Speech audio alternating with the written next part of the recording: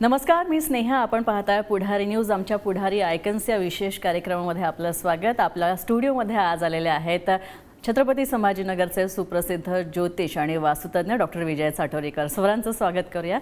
Sir, स्वागत तुमचं. नमस्कार. सरांशी आपण चर्चा करणार आहोत. आज आपला महत्त्वाचा विषय आहे तो म्हणजे आपली आर्थिक स्थिरता, आपल्या आयुष्यात असलेली आर्थिक स्थिरता आणि आपल्या ग्रहांचा योग, ग्रहांचं काय महत्त्व आहे. आपल्या जर जीवनात आर्थिक स्थिरता येऊ पाहत असेल, आपल्याला आणायची असेल तर आपण काय करायला हवं आणि आपले ग्रह त्यात कसा महत्त्वाची भूमिका पार पडतात याविषयी आपण जाणून घेणार आहोत.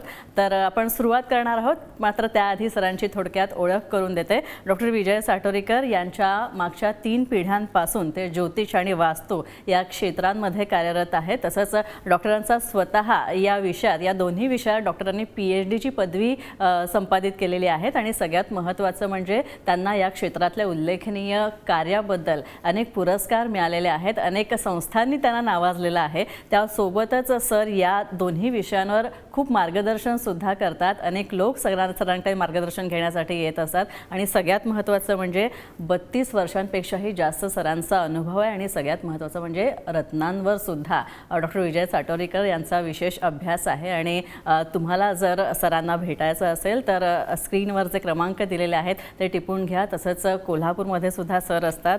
त्याचप्रमाणे पुणे, मुंबई, ठाणे आणि छत्रपती संभाजीनगर तसंच नागपूरमध्ये सुद्धा सर आपल्याला भेटू शकतात. या सगळ्या सेंटर्सची नावं तुम्हाला सध्या पुढारी न्यूजच्या TV स्क्रीनवर दिसतील, त्यामुळे ती नोंद करून घ्या. तसंच सरांचा ईमेल ID सुद्धा आहे. ईमेल ID सुद्धा टिपून घ्या आणि सरांची वेबसाईट आहे, तिथे सुद्धा तुम्ही सरांना संपर्क साधू शकता. चला तर मग सुरुवात करूया आणि जाणून घेऊयात आर्थिक स्थिरता आणि ग्रहांचे योग या संदर्भात. सर, आपल्या आयुष्यामध्ये अर्थ कारण हे फार महत्त्वाचं आहे, कारण त्याच्याशिवाय उदरनिर्वाह होणं शक्यच नाही. तर उदरनिर्वाह करायचा असेल आणि आपल्याला आर्थिक स्थैर्य हवं असेल तर त्यात आपल्याला आपले ग्रह कसं काय मदतीचं ठरू शकतात. कसं आहे की नशीब नावाची जी संकल्पना आहे ना, प्रत्येकाला असं वाटतं की माझा दिवस कधी येणार आहे आणि तो दिवस म्हणजे तो कसाच असतो की आर्थिक दृष्टिकोनातून तो सदृढ असला पाहिजे, बँक बॅलन्स व्यवस्थित असलं पाहिजे, चिंता कोणतीही नसली पाहिजे आणि पैसा एवढा असला पाहिजे की त्यासाठी कुणाकडे हात पसरायची गरज पडली नाही पाहिजे. आणि महत्त्वाची गोष्ट की तो समाधान मिळालं पाहिजे सगळ्या गोष्टींमध्ये. महत्त्वाचं काय की जन्म लग्न कुंडली असेल किंवा ज्योतिषशास्त्र जे आहे विषय, याच्यामधून आपण मी जसं म्हणलं की 12 स्थान आहेत, त्याच्यामध्ये कुंडलीमध्ये काही स्थानं हे आर्थिक स्थितीसाठी सुद्धा तेवढेच महत्त्वाचे आहेत, काही कर्मासाठी आहेत. तर आपल्या कुंडलीतलं द्वितीय स्थान जे असतं ना, त्याला आपण धनसंचयाचं स्थान म्हणतो की तुमची सेविंग कशी असणार आहे. आणि त्यासोबतच नुसती सेविंग कशी होणार तर त्यासाठी तुम्हाला कर्म करावं लागणार. खरं. तर कर्म करण्यासाठी तुमचं कर्मस्थान जे आहे ते तुमचं दशम स्थान आहे. जर तुम्ही कसं काम करता, किती मेहनत घेता आणि कशा प्रकारे मेहनत घेता आणि त्या मेहनतीतून मिळालेलं जे आउटपुट आहे ज्याला लाभ म्हणतो, ते लाभ स्थान म्हणजे 11वं स्थान आहे. अच्छा. तर त्या 11व्या स्थानातून म्हणजे कर्मस्थानाची कर्म जे आहेत त्याच्यानुसार तुमचा लाभ कसा होणार आहे आणि त्याच्यानुसार तुमचं नशीब घडणार आहे. तर नशीब नावाची संकल्पना ज्योतिषशास्त्रामध्ये नाही आहे. लोकांना असं वाटतं की नशीब, माझ्या नशिबात काय म्हणून आपण ज्योतिषशास्त्राकडे जातो, ही चुकीची गोष्ट आहे. नशीब नावाची संकल्पना ज्योतिषशास्त्रामध्ये नाही किंवा आपल्या संस्कृतीमध्ये पण नाही आहे.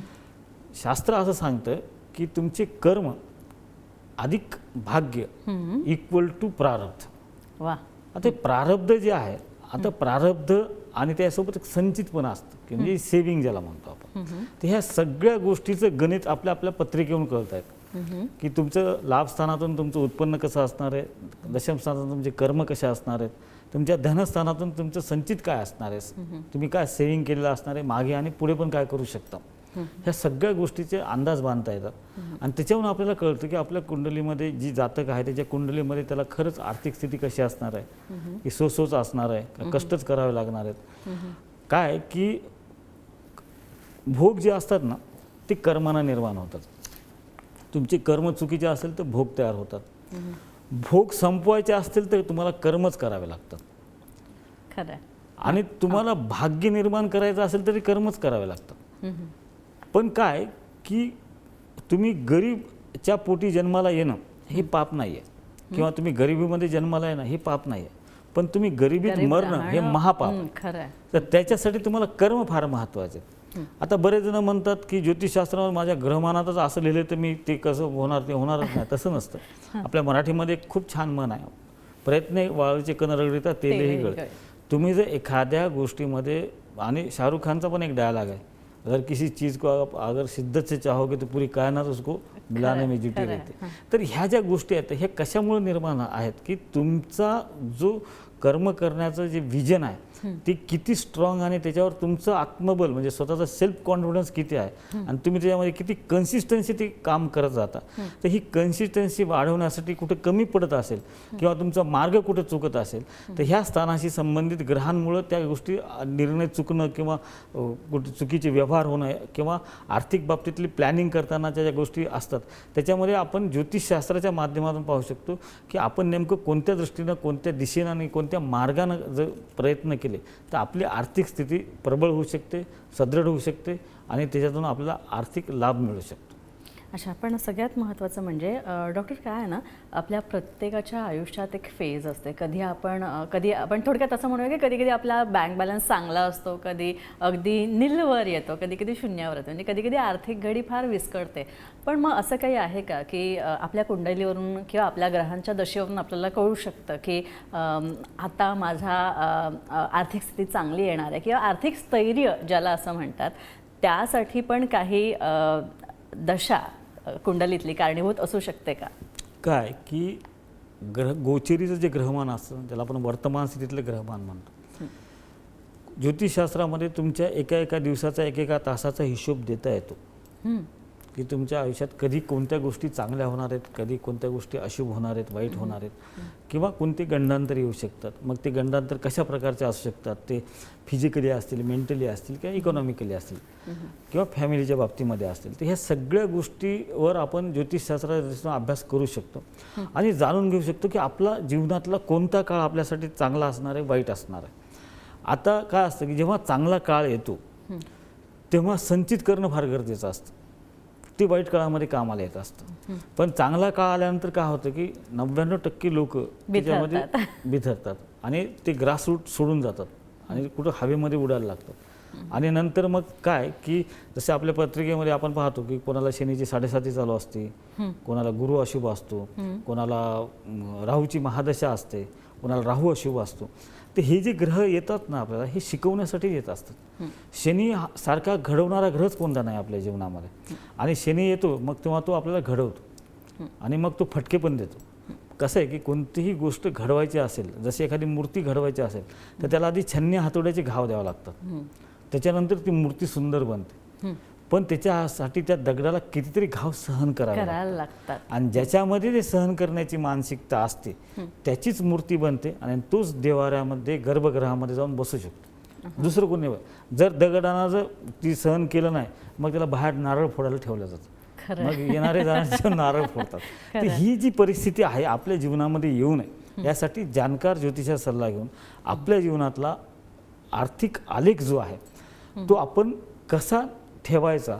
काय की तुमचा ग्राफ भलेही स्लो गेला वरे तरी चालतो पण तो डाऊन नाही झाला पाहिजे. तो स्थिर असला तरी चालतो पण तो डाऊन नाही झाला पाहिजे. महत्त्वाचं की तो स्थिर राहण्यासाठी आणि तो स्लोली ग्रोथ करण्यासाठी आणि चांगल्या पद्धतीनं ग्रोथ होण्यासाठी तुम्हाला हे कळू शकतं की तुमच्या पत्रिकेमध्ये तुम्ही काय गोष्टी टाळल्या पाहिजेत, काय गोष्टीचा तुम्ही संग्रह केला पाहिजे, कोणती उपासना केली पाहिजे, कर्म कसे केले पाहिजेत, प्रयत्न कसे केले पाहिजेत आणि कोणत्या दिशेनं ते केले पाहिजेत. काय तुमची दिशा योग्य असेल तर तुमची दशा नाही होणार.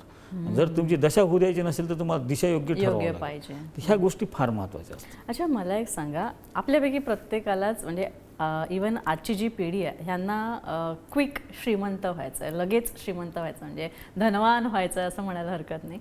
पण धनप्राप्तीसाठी सुद्धा आपले ग्रहदशा नीट अनुकूल असायला पाहिजे.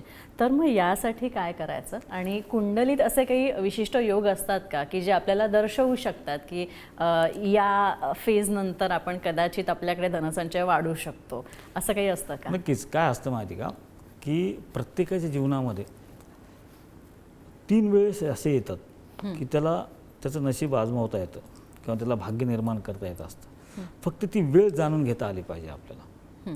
ती योग येत असतात कारण महाधनयोग आपल्या कुंडलीमध्ये असतात, बरेच असे असतात की जसं तुमच्या भाग्यस्थानाचा स्वामी, तुमच्या द्वितीय स्थानाचा स्वामी, हे दोन जर एकमेकाच्या विरुद्ध, म्हणजे भाग्यस्थानात स्वामी द्वितीय स्थानात आणि द्वितीय स्थानात स्वामी भाग्यस्थानात असेल त्याला आपण महाधनयोग म्हणतो. किंवा लाभ स्थानाचा स्वामी द्वितीय स्थानात असेल आणि द्वितीय स्थानाचा स्वामी जर लाभ स्थानामध्ये असेल तर त्याला पण महाधन योग म्हणतो आपण. तर असे योग जन्मलग्न कुंडलीमध्ये काही काही लोकांचे कसं असतं की जन्मताच तशी योग असतात. काही काही लोकांच्या जीवनामध्ये ते गोचरीमध्ये येत असतात, ग्रहांचं जसं भ्रमण चालू असतं का तसे त्यावेळेस येतात. तर तो जो काळ असतो ना त्या काळामध्ये आपण आर्थिक बाबतीमध्ये इन्व्हेस्टमेंट कुठे केली पाहिजे. आता कसं असतं की योग हे येत असतात आणि जात असतात, त्यावेळेला प्रयत्न फार महत्त्वाचे असतात. योग आला आणि तुम्ही पलंगावर बसूनच वाट बघालात की मला लॉटरी तिकीट लागू द्या, तुम्ही लॉटरी तिकीट विकतच घेतलं नाही तर ते लागणार नाही. त्यासाठी तुम्हाला प्रयत्न करणं, आपले प्रयत्न अधिक ईश्वरी उपासना बरोबर यश हे जीवनाचं सूत्र आहे. तर त्यानुसार जर तुम्ही प्रयत्न केले आणि ते योग कधी येणार आहेत हे तर तुम्ही जाणकार ज्योतिषाकडून जाणून घेतलं आणि त्या दृष्टिकोनातून तुम्ही प्रयत्न केले तर नक्कीच तुमच्या जीवनामध्ये ती जी तुमची इच्छाशक्ती आहे ती पूर्ण करण्यासाठी तुम्हाला देव आणि तुमचे कर्म तुम्हाला नक्कीच मदत करतात. असं आहे का की मी एखादं रत्न घातलं आणि श्रीमंत झाले, असं काही खरंच होतं का? काय ही काही जादूची कांडे नाही किंवा चमत्कार पण नाही आहे. फॅक्ट काय असते माहिती का की जर तुमच्यामध्ये आता बरेच लोक माझ्याकडे येतात ना, ते म्हणतात सर माझ्याकडे पैसा भरपूर येतो पण टिकतच नाही पैसा, किंवा मी खूप प्रयत्न करतो पण माझ्याकडे पैसाच येत नाही. तर अशा वेळेला काही ग्रह असतात जे तुमच्या लाभस्थानाशी संबंधित स्थान जे असतात ते दूषित करतात, काही कर्मस्थान दूषित करतात, काही धनस्थान दूषित करतात, काही भाग्यस्थान दूषित करतात. अशा वेळेला ते जे ग्रह आहेत त्या ग्रहांचा त्रास होऊ नये म्हणून त्याची रत्न वापरल्यामुळं आपली तिथली जी निर्णय घ्यायची पद्धत असते ती पॉझिटिव्ह होती आणि तिथले निर्णय आपण चांगले घेतो. त्याच्यामुळं आपल्याला तिथं फायदा होतो आणि आपण आर्थिकरित्या सदृढ होऊन जातो. पण बरेच जण काय की ह्या सगळ्या गोष्टीकडे लक्ष देत नाहीत. त्यांना वाटतं की बरेच जण म्हणतात की आपल्या मनगटात जोर असेल तर बाकीच्या गोष्टीची करायची काय गरज आहे. पण शेवटी कसं असतं की किती जरी तुम्ही प्रयत्न केले तर तुम्हाला त्याच्यामध्ये ग्रहांची साथ मिळणं, भाग्याची साथ मिळणं फार महत्त्वाचं असतं. की जो सक्सेस झाला आहे ना त्याची स्टोरी बनते. लाखो लोक अनसक्सेस असतात, त्यांच्या स्टोऱ्या नाही बनत आणि ते कधी त्यांच्यावर पिक्चर पण बनत नाहीत. एखाद्याच लाखातून 1-2 लोक असे असतात की त्यांच्या स्टोऱ्या बनतात. महत्त्वाची गोष्ट आहे तुमची जर स्टोरी बनवायची असेल तर तुम्ही प्रत्येक वेळेस जाणून घेतलं पाहिजे की आपल्या पत्रिकेमध्ये काय दडलं आहे आणि आपण कशा बाबतीमध्ये सावध राहायला पाहिजे आणि आपण कोणते रत्न धारण केल्यानंतर आपले निर्णय चुकणार नाहीत. रत्न धारण केल्याने जादू होत नाही की पैशाचा पाऊस पडत नाही. महत्त्वाचं की तुम्ही रत्न धारण केल्यानंतर तुमच्यातलं आत्मबल वाढत असतं, तुमच्यातलं काम करण्याचं प्रेझेंटेशन चांगलं होतं, तुमचा कॉन्फिडन्स लेवल वाढतो आणि ह्या सगळ्या गोष्टी झाल्यामुळे तुम्हाला यश मिळायला लागतं आणि यश आल्यानंतर पुन्हा उत्साह वाढतो. पण हा उत्साह, हाच कॉन्फिडन्स, ही कन्सिस्टन्सी टिकून राहण्यासाठी तुम्हाला त्या गोष्टी वेअर कराव्या लागतात आणि ते धारण केल्या तर नक्कीच त्याचा तुम्हाला चांगला फायदा होऊ शकतो. अच्छा, मला एक सांगा, घर म्हणजे आपण जी राहतो ती वास्तू फार महत्त्वाची असते.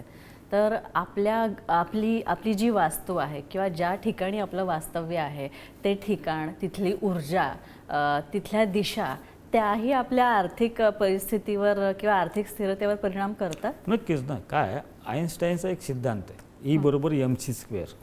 म्हणजे कोणतीही वस्तू आकार आणि अंतर याच्या प्रमाणानुसार आपल्यावर प्रभाव टाकत असते. तर आकार पाहायला गेला वास्तूचा तर आपल्यापेक्षा कितीतरी पटीनं मोठा असतो आणि अंतर पाहायला गेलं तर आपण त्याच्यामध्ये राहत असतो. त्याच्यामुळं तिथं जर काही चुकीच्या गोष्टी असतील त्याचा इम्पॅक्ट आपल्यावर 100% होतो. आता सहज आम्ही बघितलेलं आहे की बऱ्याच मी आता वास्तू व्हिजिटला जेव्हा जातो ना तेव्हा जेव्हा ज्यांची उत्तर पूर्व कम्प्लिटली बंद असते ना त्यांच्याकडे आर्थिक सोर्सेस कमी होऊन जातात, त्यांच्याकडे आर्थिक सोर्सेसच नसतात. घरात 4-4, 5-5 माणसं असतात पण कोणाची नोकरी स्थिर नसते, बिझनेस स्थिर नसतो, काहीच उत्पन्नच येत नाही. कसंही आलं तरी ते म्हणजे जेवढे यायला पाहिजे त्या प्रमाणात मेहनतीनुसार ते त्यांना आउटपुट मिळतच नाही. आता ज्यांच्या घरामध्ये मी पाहिलेलं की 1-2च माणसं आहेत आणि त्यांची उत्तर ओपन आहे, पूर्व ओपन आहे, उत्तर दिशा ही कुबेराची दिशा आहे, ती ओपन असेल ना तर तिथं तुमच्याकडे धनवर्षा व्हायला सुरुवात होते. म्हणजे तुम्ही स्मार्ट वर्क करता, छोटं काम करता, आउटपुट चांगलं मिळतं. म्हणजे प्रयत्न तर सगळीकडेच करावा लागणार, तर मला मेहनत सगळीकडेच घ्यावं लागतं. पण ह्या ज्या गोष्टी होतात हे निगेटिव्ह आणि पॉझिटिव्ह एनर्जी, आता वास्तुशास्त्र जे आहे ना हे पंचमहाभूतावर आधारलेलं आहे.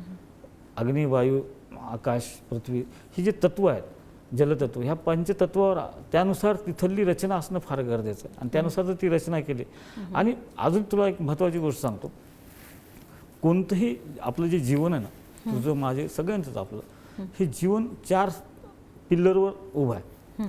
एक पिल्लर म्हणजे तुमचं कुलदैवत, अगदी दुसरा पिल्लर म्हणजे तुमचे ग्रहमान, आणि त्याच्यात गुरु पण येतात तुमचे, की जे तुम्हाला ग्रहमाने तुम्हाला मार्गदर्शन करत असतात, तुमचे गुरु आहेत ते पण तुम्हाला मार्गदर्शन करत असतात. तिसरं जे आहे ते म्हणजे तुमचे पित्र, पूर्वज, आणि चौथं म्हणजे तुमची वास्तू. हे 4 पिल्लर जे तुमचे स्ट्रॉंग आणि व्यवस्थित असतील, त्यातला एक जरी पिल्लर थोडा हल्ला ना, तुमचं घर सगळं डगमगायला लागतं. त्यासाठी आपल्या जीवनामध्ये हे 4 पिल्लरवर फोकस करणं फार गरजेचं असतं, आणि ते जर केलं तर आपल्या जीवनामध्ये येणारे अनामिक प्रश्न, समस्या ह्या कमी होऊ शकतात.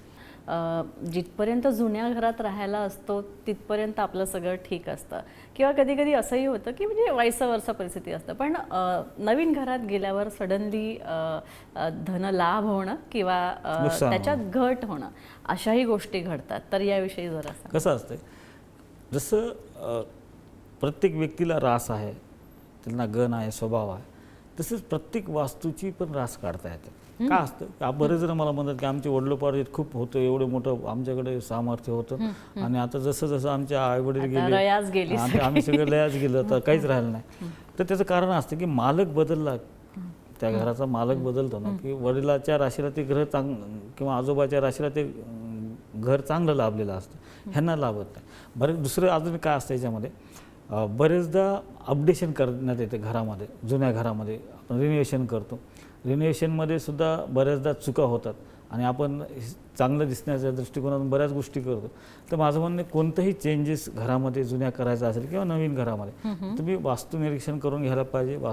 जाणकाराला तुम्ही तुमचा प्लॅन दाखवला पाहिजे, तुमची वास्तू दाखवला पाहिजे, त्यानुसार ते चेंज केले तर हे जे काही भावी काळामध्ये नुकसान किंवा फायदा ज्या गोष्टी आहेत त्याच्यामध्ये त्रास होत नाही.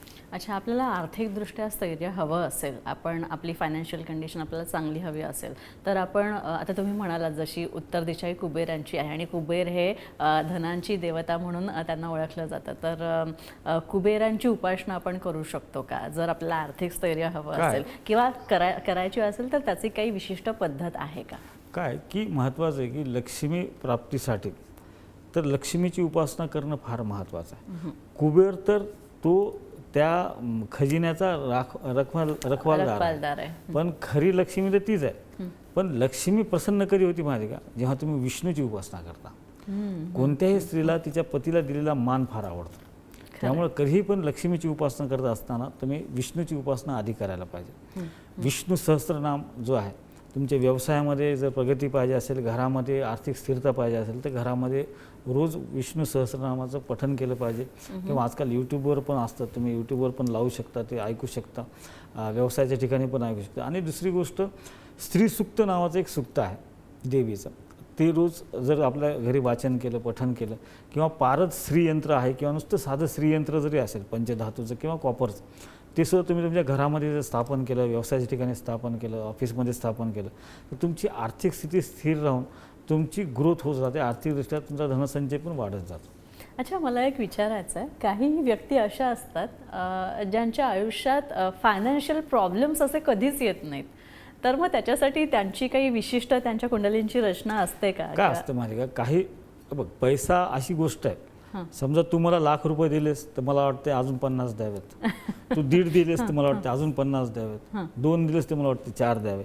इथं कोणीही सॅटिस्फाईड नाही होऊ शकत. पण काही लोकांची वृत्ती अशी असते की ते अल्पसंतुष्ट असतात, आहे त्याच्यात समाधान मानणार.